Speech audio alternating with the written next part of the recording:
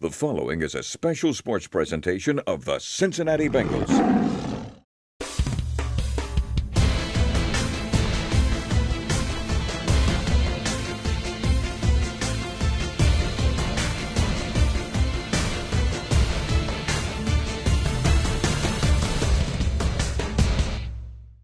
Hi again, everybody, and welcome to Bengals Weekly. I'm Dan Horde. He is Dave Lapham. This is the Bengals bye week before they open the second half of the season next week against the Baltimore Ravens. Big news this week, though, Lap. The decision by Bengals head coach Zac Taylor to bench Andy Dalton and make Ryan Finley the starting quarterback. And if I were everybody in the organization, front office, coach, player, I'd feel partly responsible. Because as a group, we've let Andy Dalton down more than he's let us down. That's the bottom line. But the quarterback takes all the blame, very little of the credit. So the move is made. The only guy that hasn't played is Ryan Finley. Got to see if he can play. But my experiences tell me if they're going to make that kind of a move at the quarterback position, the most important position, I better step it up.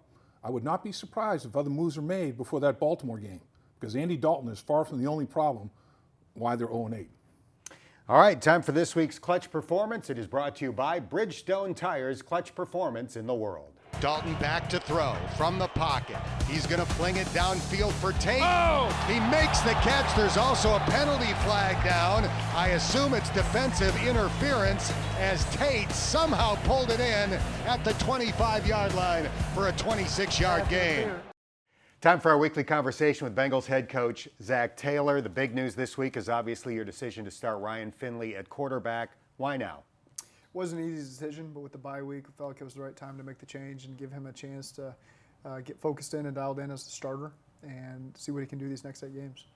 He played well in the preseason. He had a passer rating of 99.3. You wouldn't have drafted him if you didn't like what you saw at NC State. What are his best qualities? He can anticipate. He's a really good leader. He can create in the pocket, move around a little bit, and had a lot of success over his years as a starter. You know, at 2 different schools he played some ball, and so excited to see what he can bring to the table. How much of this is trying to win now, and how much is evaluating Ryan Finley for the future? Well, we're trying to win every game we can right now, and that's the most important thing is to be successful the remainder of this season.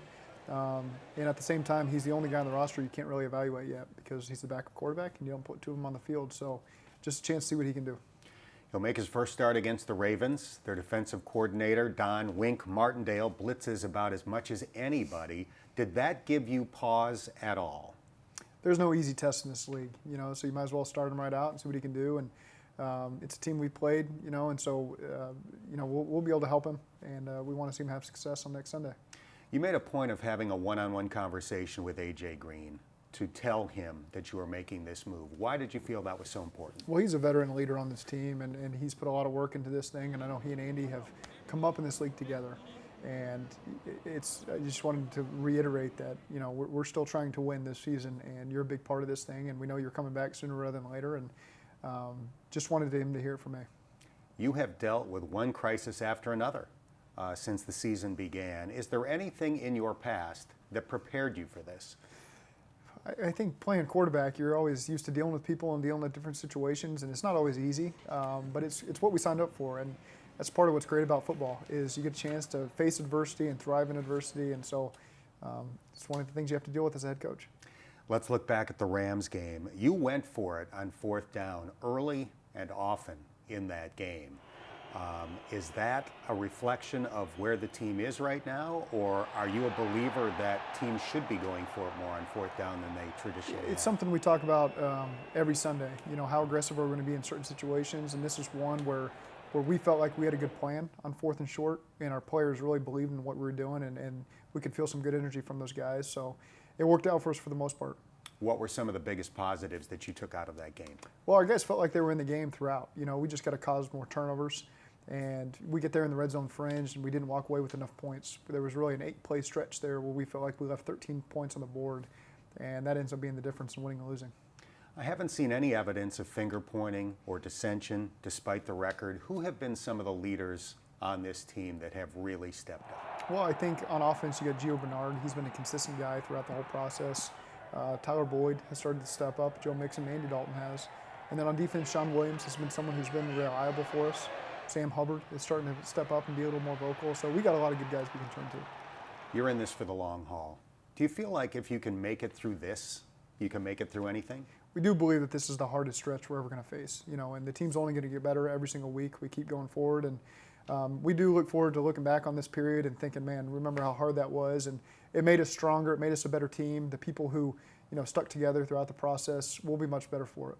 Will you take any sort of a break, a day, 2 days during the bye? I got a soccer tournament on Saturday, so I got an obligation as a dad to make some time for my family, and they deserve it. And so we'll still be in the office for the most part, but we'll take some time to spend with the family. Enjoy the soccer. Thank you. When we continue, we'll put Zac on the Telestrator. Bengals Weekly returns right after this. Bengals Weekly is brought to you in part by Fifth Third Bank, on the field, in the weight room, and in the community. Fifth Third Bank and the Bengals are driving to better.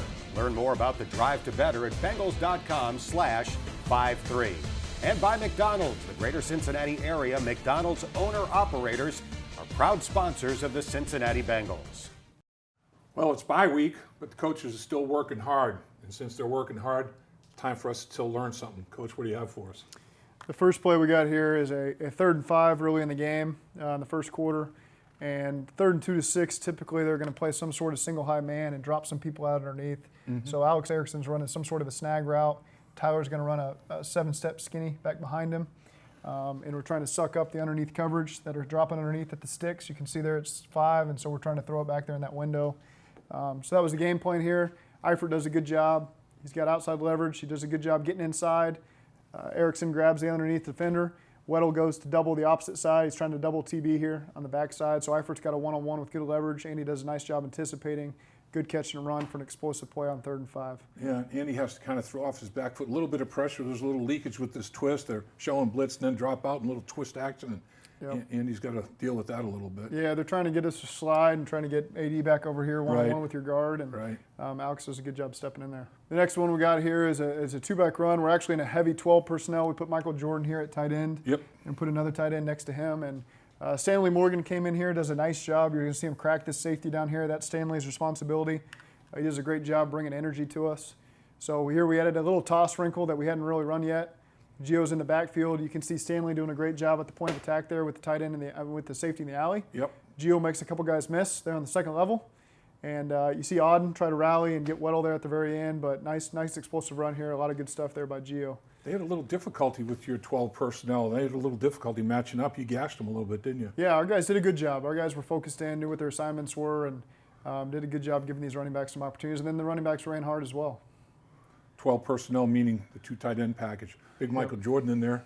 That's a big beefy O-line, or extra O-lineman in there for blocking. It's good to get him involved. Yeah. And then defensively, 3rd and 10. This was at the end of the half. They did a good job holding up, not giving them an explosive play. They had no timeouts left, and so they're just going to run a little split flow run here. It's really kind of a give-up run here at the end of the half. They're just hoping to hit a big gain. They've done this a lot over the last couple of years at the end of the half, get a big 15-yard gain when the defense isn't expecting it. So nice job by our guys stepping up. Sam Hubbard won his one-on-one with Havenstein over there on the side, and did a good job by Gino getting off his block as well. Appreciate it, Coach. Good luck. You bet. Hey, Bengals fans, it's the McDonald's Pounder Play of the Game, brought to you by the Quarter Pounder and Double Quarter Pounder with cheese. So tackle your toughest appetite and pound one today. Bernard checks in. He runs to the left. Still on his feet. Down the middle of the field to the 25, to the 20, the 16, the 15, and he's thrown out of bounds at the 15-yard line.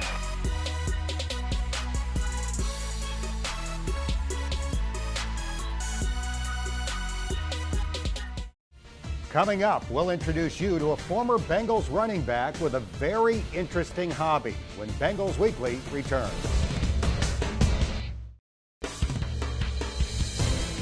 Show your Bengals spirit by joining the Who Day Ladies, presented by Kleenex, Kotex, and Cottonelle. Members will receive exclusive club gear, access to special club events, and so much more. For more information and to sign up, visit Bengals.com/ladies. It's a great event, but it's showing up for its time. The UK kids kept the Bengals active and moving during a Play 60 event held at Allianz Park last weekend while the Bengals were in London. The Play 60 movement is a league-wide NFL initiative with the goal of making the next generation of youth the most active and healthy. That's it. And arm up. That's a good one. That's a good throw right there. Stations were manned by Bengals players and legends who enjoyed spending the afternoon encouraging kids to be physically active for at least 60 minutes each day. Oh, yeah. Oh, yeah. For more information, visit Bengals.com/play60. This week's Drive to Better is presented by Fifth Third Bank, where it pays to Houday. Yeah, a friend of mine had 3 hives. I inquired about it one day and just simply was like, hey, what's it take to, be a beekeeper? Is it difficult? He was like, it could be as difficult as you want it to be or as simple. I bought a book, read Beekeeping for Dummies, started watching YouTube videos, and after that bought equipment and got started. You'll see many beekeepers, they use this, and smoke just helps calm the bees down, and then it also diffuses their communications. I try not to go more than 2 weeks without coming and checking on them. After I started doing it, that I found out the importance or, understood the importance of honeybees. Yeah, I mean, without them, we don't have pollination, you don't have the trees, you don't have the plants, we don't have our crops, our food, It's a whole ecosystem that's based on the pollination of the bees, and everyone has a job to do in order for the colony to thrive and produce. This is the brood frames where the queen lays her eggs in these two, and that's where the colony will repopulate. And then I have a separator here, a queen excluder, and then this right here is just nothing but honey. This is called the super, a honey super. Each super holds about 50 pounds of honey. In my very best year, I think I had like 175 pounds of honey. That was when I had all 3. And this would be considered wildflower honey because I don't have a specific crop here. This is gorgeous. Whoa. Yeah, this is a full frame right here. It's extended out. I would say this is probably clover because it's dark, or it could be, from one of the other trees out here. Heck, if you want to, you can stick your finger in there and get you a fresh lick. Like this? Yep. Yep, right there. But being able to stick my finger in the comb and just, get that fresh honey, there's a difference between, store-bought honey and honey that's straight out the hive. The hives come in either 8 or 10, and this is a 10. So 10 frames of that. And so this is a cap. You cut off the cap, you spin it out, and that's it.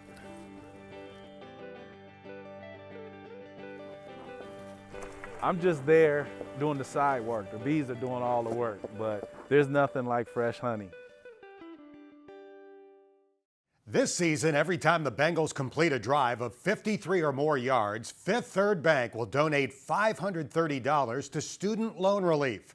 Enter for the chance to win at 53.com/Bengals.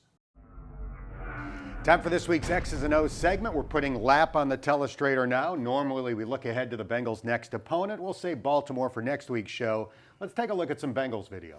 Let's do that, Dan. And, early stages offensively showed quite a bit of creativity here. And this is against the Arizona Cardinals. Watch what they're going to do with Auden Tate.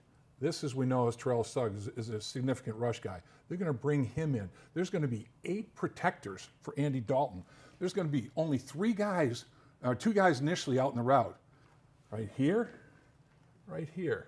Two guys. Now, Giovanni Bernard, look at 8 people forming a pocket. Here comes Tate working on Suggs. So you're protecting your edge rushers to protect your quarterback. That's super maximum protection. And Andy Dalton is going to cite Tyler Boyd. A little crosser here. Tyler Boyd is going to run a double route, fake a corner, and then take it back to the post. And the safety's going to bite, and he's going to run right past him. Unbelievable. 2-man route beats all those guys in coverage for a big touchdown at the end of the football game. Amazing. Now, I like this against Seattle early in the football game, or early in the season. Little jet sweep, fake action, get the ball to the back. Whoop! Trickeration. Back to Andy Dalton. John Ross right here is choking it down, selling it. Andy Dalton's going to hit John Ross for a touchdown. Before they can recover, John Ross with that speed, breaks a tackle, cuts back inside, touchdown. Unbelievable play on a little flea flicker off a jet sweep. Then this is nothing but strength. Bull, Brahma bull. Bad feeling for the guard right here. Yeah, he taps the center. I'm ready. You ready? Yeah, I'm ready. Okay, are you ready? Poof! You're off your feet. Oh no, oh no, I can't get both feet on the ground. I'm in trouble. He can't even cut him. He can't even, get down and cut Geno Atkins. He's on the train right back to the quarterback. Minshew, with his 550-pound squat with those strong legs, gets himself out of the end zone, averts the safety, but that's the power of Geno Atkins, 3 quarterback sacks in the season at the midway point. All right, now time for this week's Bengals trivia question. We don't know what the future holds for Andy Dalton in Cincinnati, but we do know this. He is now tied with Ken Anderson for the Bengals' all-time record for career touchdown passes, and that leads to this week's question. There are 3 receivers, Dan, that have caught at least 20 touchdown passes from Andy Dalton. Who are they? We'll have the answer when Bengals Weekly returns.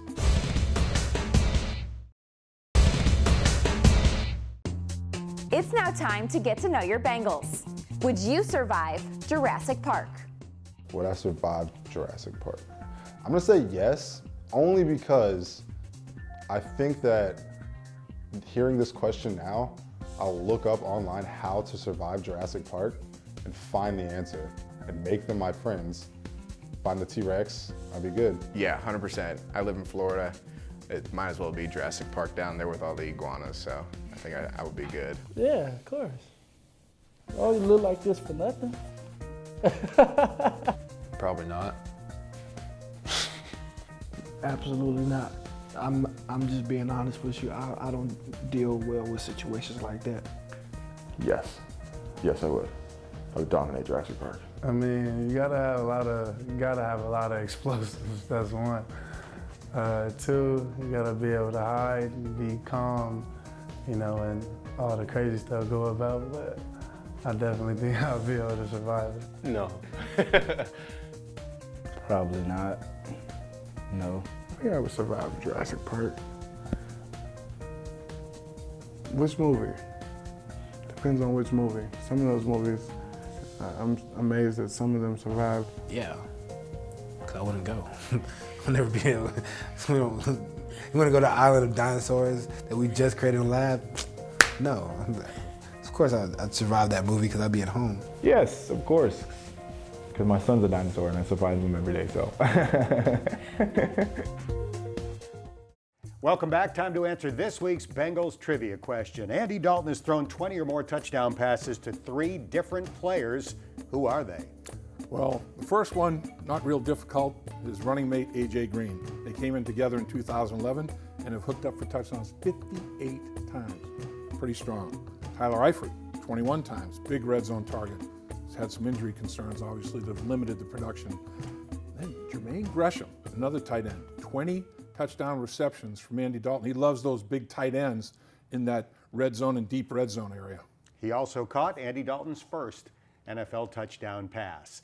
Here's where you can find us this week on our on-location Bengals radio shows. On Wednesday night from 6 to 8, we'll be at Patrick's Sports Bar on Crookshank Road for the Bengals Game Plan Show presented by Bud Light. Keep it crisp. Then on Friday, we'll be at Buffalo Wings and Rings, the Beachmont location, for the Bengals Pep Rally Show. That'll be a half hour earlier than usual, 2:30 to 5:30. Now time for this week's Sideline Report, brought to you by Tri-Health. What do you think, Lap? Will we see A.J. Green against the Ravens? I think there's a good chance we'll see him against the Ravens, but there's no way in my mind he plays 60 plays. I mean, he hasn't had any training camp. He hasn't had any practices. He hasn't gone a full practice yet. Now, hopefully he will during the bye in the week leading up to the Baltimore Ravens game, but you got to put him on a pitch count. You have to limit the snaps. All right, now time for Lap's keys. In this case, keys to the second half of the season. Opportunities. Dan, we've seen so many go by the boards. In the last 2 games prior to the bye week, 5 interceptions, potential, hands on 5 footballs, came up with 0. I mean, you got to think just law of averages, you're going to get 2 of them. you get your hands on them, you got to make the plays that are available. And then when the big play is available in the passing game, you've got to keep it on the football field, and you have to be accurate and take advantage of those big play opportunities, the big explosives, because that may be the only chance you get. And if it goes by the boards, now you're struggling. Then be aggressive in the second half. Run some gadgets, run some gimmicks. Go for the gusto. Try to be a spoiler. Play to win. Don't play not to lose. There's a big difference there. Get after it. You're 0-8. You have nothing to lose. Be very aggressive in your play calling and your execution. And then reset, reboot. Your mind, your body, the whole thing. I remember when we were 0-8, I said to myself, I'm going to pick one thing that I'm going to get better at. In the second half of the season, I'm going to be a lot better at this one thing. If everybody on the team does that, everybody does a little, nobody has to do a lot. Find one thing you need to do to get better, to get the team some wins, and do it in the second half of the season. That's going to do it for this week's show. For Lap and our entire crew, I'm Dan Horde. We'll see you next week before the pigskin flies at Paul Brown Stadium. Bengals Weekly was brought to you in part by McDonald's. The greater Cincinnati area, McDonald's owner-operators are proud sponsors of the Cincinnati Bengals.